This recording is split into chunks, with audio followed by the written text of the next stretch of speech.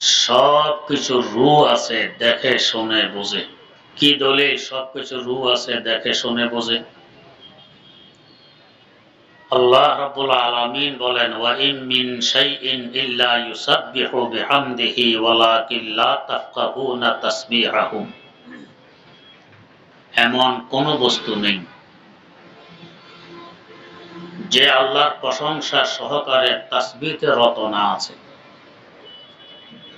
আল্লাহ পাক বলেন, তবে তোমরা এদের তাসবিহ বোঝো না।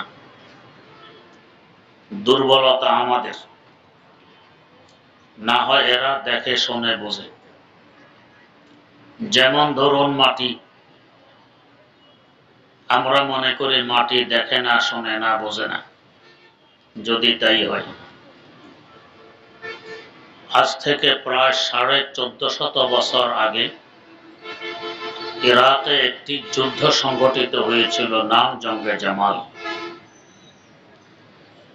এই যুদ্ধের দুইজন শহীদ সাহাবী, 1958 সনের ঘটনা। তারা স্বপ্নে দেখাইলেন যে আমাদেরকে তুলে আমাদের লাশগুলো পুনরায় অন্যত্র নিয়ে দাফন করা হোক। মুফতিদের কাছে ব্যাখ্যা জানতে চাইলে মুফতিরা বললেন যে কবরের চতুর্দিক খনন করে দেখা যাক, সমস্যা কি? চতুর্দিক খনন করার পর দেখা গেল ফোরাত নদী থেকে মাটির নিচ দিয়ে চুয়ায়ে চুয়ায়ে কবরে পানি আসতেছে। সিদ্ধান্ত হলো লাশগুলো তুলে নিয়ে পুনরায় অন্যত্র দাফন করার। লাশ তোলার জন্য যখন কবরগুলো খোলা হলো, মনে হলো কাআন্নাহু দুফিনাল ইয়াউম, যেন আজকে দাফন করা হয়েছে। অথচ 1450 বছর অতিবাহিত হয়ে গেছে এরা মাটির নিচে। মাটির তো স্বভাব, যা কিছু দেখে, যা কিছু পায়, হজম করে মাটি বানাই ফেলে। এদেরকে কেন মাটি বানাইল না? মাটিও বোঝে এবং চিনে এরা কারা। এক তো এরা সাহাবী রাসূল, দ্বিতীয়ত এরা শহীদ। এদেরকে হজম করা তো পরের কথা, এদের হেফাজত করা আমার দায়িত্ব। বোঝা গেছে মাটিও দেখে শুনে বোঝে। তেমনি ভাবে বাতাস, আমরা দেখি বাতাস কিছু দেখে না, শোনে না, বোঝে না। রূহ নেই, জীবন নেই। যদি তাই হয়, হাকিমুল ইসলাম আল্লামা কারি তৈয়ব সাহেব রহমতুল্লাহ আলাইহি লেখেন, আল্লাহর এক ওলি যমুনা নদীর তীরে বসবাস করতেন। ছোট্ট একটি নড়বড়ে ঝুপড়ি, উনি ওনার স্ত্রী এখানে বসবাস করেন। একদিন জোরে সোরে তুফান আরম্ভ হয়, যেন ঝুপড়ি এখনই পড়ে যাবে। উনি আল্লাহ বিল্লাহ মগ্ন, ঝুপড়ি থাকবে না উড়ে যাবে এই নিয়ে ওনার কোনো ফিকির নেই। থাকবেই বা কেন? উনি তো একথা বোঝেন যে আমি তো একজনের গোলাম। গোলাম কি খাবে, কি করবে, কোথায় থাকবে, এই দায়িত্ব গোলামের নয়, এগুলো গোলামের মনিবের। মনিবের দায়িত্ব নিয়ে গোলাম টানাটানি করলে গোলামের অস্থিরতা এবং কষ্ট ছাড়া আর কোনো লাভ নেই। কারে সাজে মা বফিকরে কারে মা আস্তে ফিকরে মা দরকারে মা আজারে মা। গোলামের দায়িত্ব গোলামি করা। উনি গোলামিতে মগ্ন, আল্লাহ বিল্লাহ মগ্ন। তুফানে ঝুপড়ি উড়িয়ে নিয়ে যাচ্ছে না কি করবে এই নিয়ে কোনো চিন্তা ফিকির নেই। স্ত্রী বারবার এসে বিরক্ত করতেছেন, মাথা গোজার ঠাঁই একটি মাত্র ঝুপড়ি, তুফান ফেলে দিচ্ছে, আপনি স্থির বসে আছেন, তো কি করব? বাঁশ বস নিয়ে একটু ঠেকা ঠুকা দেন। স্ত্রীর যন্ত্রণায় বাঁশ নিয়ে বেরিয়ে যেদিক থেকে তুফান ঠেলতেছে ওই দিক থেকে বাঁশ লাগাইয়ে উনিও ঠেলা আরম্ভ করছেন। তুফানও ঠেলে, উনিও ঠেলেন। এই অবস্থা দেখে স্ত্রী বলছে, আপনার বুদ্ধি শুদ্ধি কোথায় বিদায় নিয়ে গেছে? তো কি, তো তুফানও ঠেলে, আপনিও ঠেলেন। ঝুপড়ি যদি আধা ঘন্টা পরে পড়তো, এখন তো আধা ঘন্টা আগেই পড়বে, তো কি করব? উল্টা দিক থেকে বাঁশ লাগাইয়ে ঠেলুন। আল্লাহর ওলির নাম হলো শাহদৌলা। জবাব দিলেন, আমি আমার আল্লাহর সাথে হাত ধরবো? আমার আল্লাহ যেদিকে শাহদৌলা সেদিকে। এটা বলতেছেন আর ঠেলতেছেন, আমার আল্লাহ যেদিকে শাহদৌলা সেদিকে। তুফানও ঠেললো, উনিও ঠেললেন। আশেপাশের গড়বড়াই তো মেসমার হয়ে গেল, কিন্তু শাহদৌলার নড়বড়ে জুপড়ির কিছুই ঘটল না। বোঝা গেছে বাতাসও বোঝে, দেখে শুনে এই ঝুপড়িটি কার। উড়িয়ে নেয়া তো পরের কথা, হেফাজত করা আমার দায়িত্ব। তেমনি ভাবে আগুন, আমরা দেখি আগুনের রূহ নেই, জীবন নেই, দেখে না, শুনে না, বোঝে না। যদি তাই হয়, শেখুল হাদিস আল্লামা জাকারিয়া রহমতুল্লাহ আলাইহি তারিখে মাশায়েখে চিশত নামক কিতাবে লিখেছেন, হযরত মুঈনুদ্দিন আজমেরি রহমতুল্লাহ আলাইহির পীর খাজা ওসমান হারুনি রহমতুল্লাহ আলাইহি সফর অবস্থায় এক জায়গায় দেখলেন কিছু লোকজন আগুন জ্বালাইয়ে আগুনের পূজা করছে।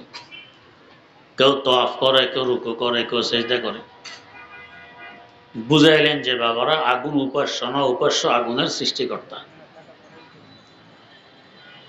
এরা বলছে আমাদের বাপদাদা 14 গোষ্ঠী আগুনের পূজা করে আসছে, আপনার একার কথা আমরা ছেড়ে দিব? তো এতে বোঝা যায় বহু বছর যাবত তোমরা আগুনের পূজা করতেছ। কয় হ, তো এতদিনে তো আগুন তোমাদের উপর সদয় হয়ে যাওয়ার কথা। একটি আঙ্গুল ভিতরে ঢুকাও, যদি দেখো আগুন সদয় হয়ে গেছে, গরমের পরিবর্তে আরাম লাগে, তো পূজা আরো করো, বাধা দিব না, কাজে লেগে গেছে। আর যদি দেখো আরামের পরিবর্তে গরম লাগে, জ্বলে যাচ্ছে, তোমাদের পূজা জ্বলে গেল, কোনো কাজে লাগলো না। আগুনের পূজা বাদ দিয়ে আগুনের সৃষ্টিকর্তার ইবাদত করো। এরা বলছে তাহলে আপনি যে বলছেন আগুনের সৃষ্টিকর্তার ইবাদত করেন, আপনি একটি আঙ্গুল ঢুকান ভিতরে, দেখি আপনার আঙ্গুল জ্বলে কিনা। আল্লাহর ওলি খাজা ওসমান হারুনি রহমতুল্লাহ আলাইহি বললেন, আমি আঙ্গুল ঢুকাবো না নিজেই ঢুকে পড়বো? ঈমান কত মজবুত, আস্থা কি পরিমাণ আমার আল্লাহর উপরে, যে আগুন যে জ্বালায় শক্তিটা তার নিজস্ব নয়, আমার আল্লাহর দেয়া। ওখান থেকে আদেশ পেলে জ্বালায়, না পেলে হেফাজত করে। এ কথা বলে নিজে আগুনের ভিতরে ঢুকে পড়লেন। কিছুক্ষণ ঘুরে ফিরে বেরিয়ে আসলেন, দেখলেন যে একটি পশমও জ্বলল না। বোঝা গেছে আগুনও দেখে শুনে বুঝে যে আমার ভিতরে কি। তাকে জ্বালানো তো পরের কথা, তার হেফাজত এবং আরামের ব্যবস্থা করা আমার দায়িত্ব। আগুনও বুঝে। পাথর একটি জড় পদার্থ, দেখে না, শোনে না, বোঝে না। যদি তাই হয়, আরে বিল্লাহ আল্লামা রুমি রহমতুল্লাহ আলাইহি মুসনাদে শরীফ একটি ঘটনা লিখেছেন। তো একদিন আবু জাহালে মলউন 6টি পাথরের টুকরা মুঠের ভিতরে লুকিয়ে দরবারে নবুয়তে উপস্থিত হয়। উপস্থিত হয়ে বলছে, ভাতিজা, তুমি আকাশের উপর কথা শোনা, জমিনের নিচের কথা শোনাও। আমার মুঠের ভিতরে কি আছে যদি শুনাইতে পারো, বুঝবো তুমি সত্য নবী। নবী করিম সাল্লাল্লাহু আলাইহি ওয়াসাল্লাম বললেন, চাচা, আপনার মুঠের ভিতরে কি আছে আমি বলতে পারলে বুঝবেন সত্য নবী। আপনার মুঠের ভিতরের বস্তুগুলো যদি সাক্ষী দিয়ে দেয় যে আমি সত্য নবী, তাহলে গফতে বু জাহালি দুয়াম না দের তরাস্ত, গফতে আরে হক আযা কাদের তরাস্ত। আবু জাহাল বলছে, ভাতিজা বলো কি, তোমার তো বাকশক্তি আছে, কথা বলতে পারো। আমার মুঠের ভিতরে এমন কিছু বস্তু লুকিয়ে আছে, এদের বাকশক্তি নেই, এরা কথা বলতে পারে না।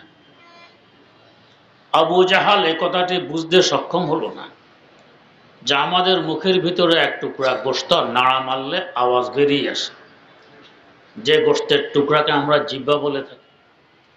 যে আল্লাহ গোশতের টুকরায় আওয়াজ বের করার শক্তি দিতে পারেন, এই আল্লাহ পাথরের টুকরায় কথা বলার ক্ষমতা দিতে পারেন না? দুজনের কথা চলছে, এর মধ্যে আবু জাহালের মুঠের ভিতর থেকে পাথরের টুকরাগুলো কথা বলা আরম্ভ করে দিয়েছে। কি কথা? گفته شش بارا হাজার দরদস্তে তুস্ত বিষ্ণু আজহার একটু তসবিহ দুরুস্ত। ও আবু জাহালে বলো, তোর মতো একজন মুশরিকের মুঠের ভিতরে আমরা 6টি পাথরের টুকরা লুকিয়ে আছি। তোর ভাতিজা সত্য নবী কি অসত্য নবী সাক্ষী শুনবি? যদি শুনতে চাস তো শুনে নে, লা ইলাহা গুফত ইল্লাল্লাহ গুফত, গওহরে আহমদ রাসূলুল্লাহ সুফ, গওহরে আহমদ রাসূলুল্লাহ সুফ। আমরা সাক্ষ্য দিচ্ছি একমাত্র উপাস্য আল্লাহ রাব্বুল আলামিন। তোর ভাতিজা হযরত মুহাম্মদ সাল্লাল্লাহু আলাইহি ওয়াসাল্লাম আমাদের আল্লাহর পাঠানো সত্য রাসূল, সাক্ষী দিয়ে দিল। তো যদি পাথর না দেখতো, না শুনতো, না বুঝতো, জীবন না থাকতো, রু না থাকতো, দুজনের কথোপকথন শুনলো কি করে, নিজেরা কথাবার্তা বললো কি করে? বোঝা গেছে পাথরেরও রু আছে, জীবন আছে, দেখে শুনে বুঝে। যেভাবে প্রত্যেকটি মাখলুকের রু আছে, জীবন আছে, এভাবে গোটা কায়নাত তার সৃষ্টি জগতেরও একটি রু আছে। তো সৃষ্টি জগতের রু কি? আল্লাহ পাক বলেন, ওয়াকাযালিকা আওহাইনা ইলাইকা রূহাম মিন আমরিনা। ও নবী, ওহীর মাধ্যমে আমি আপনার কাছে রূহ পাঠাই দিয়েছি। আমরা দেখি ওহীর মাধ্যমে পাঠিয়েছেন কোরআনে কারীম। আল্লাহ পাক বলেন পাঠাইছি রূহ। হাকিমুল ইসলাম আল্লামা কারি তৈয়ব সাহেব রহমতুল্লাহ আলাইহি এই আয়াতের তাফসীরে লেখেন, এখানে রূহ মানে কোরআনে কারীম, গোটা সৃষ্টি জগতের রূহ। রূহ যতক্ষণ দেহে থাকে, দেহ ততক্ষণ জিন্দা থাকে। রূহ দেহ ত্যাগ করলে দেহ মুর্দা। তার মানে যতদিন কোরআন জগতে থাকবে, জগৎ জিন্দা থাকবে। কোরআন বিদায় নিবে তো জগৎ মুর্দা হয়ে পড়বে। দেহের দাম বেশি না রূহের দাম বেশি? রূহের দাম বেশি। দেহের তুলনায় রূহের মূল্য কোটি কোটি গুণ বেশি। তার মানে গোটা দুনিয়া থেকে কোরআনের মূল্য কোটি কোটি গুণ বেশি। কেউ আছে দেহের সেবক, কেউ আছে রূহের সেবক। দেহের সেবক যেমন কৃষক চাষাবাদ করে, শস্য উৎপাদন করে, দেহের সেবা হয়, দেহের খোরাকের ব্যবস্থা হয়। দেহের সেবক ইঞ্জিনিয়ার, বিল্ডিং বানায়, দেহ আরামে ঘুমাইতে পারে, এটা দেহের সেবা। দেহের সেবক ডাক্তার, চিকিৎসা করে, দেহ রোগ থেকে আরোগ্য লাভ করে, দেহের সেবক। যদি এদের নিয়ত ভালো থাকে অনেক সওয়াব পায়। এমনকি এই মাখলুকের সেবার মাধ্যমে সহজে আল্লাহর ওলিও হতে পারে। হযরত শেখ শাহাবুদ্দিন সোহরাওয়ার্দী রহমতুল্লাহ আলাইহির সরাসরি খলিফা হযরত শেখ সাদি রহমতুল্লাহ আলাইহি, তিনি বলতেছেন, বুজুর্গি বজুজ খেদমতে খালক নিস্ত, বুজুর্গি বজুজ খেদমতে খালক নিস্ত, না তসবিহ সাজ্জাদা ও দলক নিস্ত। হাজার দানার তসবিহ, ছিঁড়া পড়া জামা কাপড় গায়ে গদিতে বসে পীর সাহেব, এটা বুজুর্গি নয়। আল্লাহর মাখলুকের সেবা আর খেদমত, এটা হলো আসল বুজুর্গি। তো কৃষক বলেন, ইঞ্জিনিয়ার বলেন, ডাক্তার বলেন, নিয়ত যদি বলা থাকে অনেক সওয়াব পায় এবং এই সেবার বিনিময়ে সহজে আল্লাহর ওলি হতে পারে। এরা সব দেহের সেবক। আর আলেম সমাজ কোরআন পড়ে পড়ায় রূহের সেবা করে, এরা হলো রূহের সেবক। দেহের তুলনায় রূহের মূল্য যে পরিমাণ বেশি, দেহের সেবকের তুলনায় রূহের সেবকের মূল্য ওই পরিমাণ বেশি। তাই তো রাসূলুল্লাহ সাল্লাল্লাহু আলাইহি ওয়াসাল্লাম বলে গেছেন, খায়রুকুম মান তাআল্লামাল কুরআনা ওয়া আল্লাম। তোমাদের মধ্যে সবচেয়ে দামি, সর্বোত্তম ওই ব্যক্তি যে কোরআন শিখে এবং শিখায়। কেন? সে তো রূহের সেবক, এই কারণে তার দাম বেশি। আমরা হয়তো মন ভাঙতে পারি, হুজুর কোরআন পড়তে পারি না, পারলেও বিশুদ্ধভাবে পারি না, রূহের সেবক হতে পারলাম না, আমি মাহরুম আর বঞ্চিত রয়ে গেলাম। না, ইসলাম বড় আশ্চর্যতম একটি দিন, কাউকে মাহরুম করে না, বঞ্চিত করে না। ডাক্তার রোগীর সেবা করে, সে প্রত্যক্ষ সেবক। ডাক্তারের সহযোগিতা দু চারজন থাকে, কাগজ কলম এগিয়ে দেয়, মেশিনপত্র এগিয়ে দেয়, ওষুধপত্র এগিয়ে দেয়। এরা কি রোগীর সেবক নয়? এরা রোগীর সেবক, হোক না পরোক্ষভাবে। তো আলেম সমাজ সরাসরি কোরআন পড়ে পড়ায় রুহের সেবা করে, এরা প্রত্যক্ষ রুহের সেবক। আমরা যদি তাদের সহযোগিতা করতে পারি, আমরা রুহের সেবকে পরিণত হতে পারি। হই না পরোক্ষভাবে, তারপরও তো রুহের সেবক, এটারও ফজিলত কম নয়। তো হুজুর মনে হয় টাকা যাবে, শুধু টাকা দিলে সহযোগিতা হয় না। সবচেয়ে বড় সহযোগিতা হবে 2 ফোঁটা চোখের পানি দেয়া। আল্লাহ মাদ্রাসা খান আপনি উপহার দিয়েছেন আমাদের জন্য রহমতের কেন্দ্র হিসাবে, রুহের সেবার কেন্দ্র হিসাবে। আল্লাহ আপনি কবুলও করে নেন। 2 ফোঁটা চোখের পানি বড় সেবা। 2 নম্বর, ভালোবাসবো, আন্তরিকতা রাখবো, আসবো, যাবো, খোঁজ খবর নিব, এটা রুহের সেবা। 3 নম্বর, ছাত্র দিব। যদি এরা কোরআনী বিদ্যা সিনায় ধারণ করে কোরআনের জীবন গড়ে তুলতে পারে, দুনিয়া নিয়ে তাদেরকে চিন্তা করতে হবে না, দুনিয়া ইনশাল্লাহ তাদেরকে নিয়ে চিন্তা করবে। রুহের সেবা হবে, ওরাও ঠকবে না, আপনারাও ঠকবেন না। 4 নম্বরে গিয়ে সামর্থ্য অনুপাতে কিছু আর্থিক সহযোগিতা করব, রুহের সেবা হবে। এই 4 তরিকে আমরা রুহের সেবা করতে পারি, রুহের সেবকের লিস্টিভুক্ত হতে পারি। আল্লাহ রাব্বুল আলামিন আমাদের সকলকে রুহের সেবক হিসাবে কবুল করে নেন।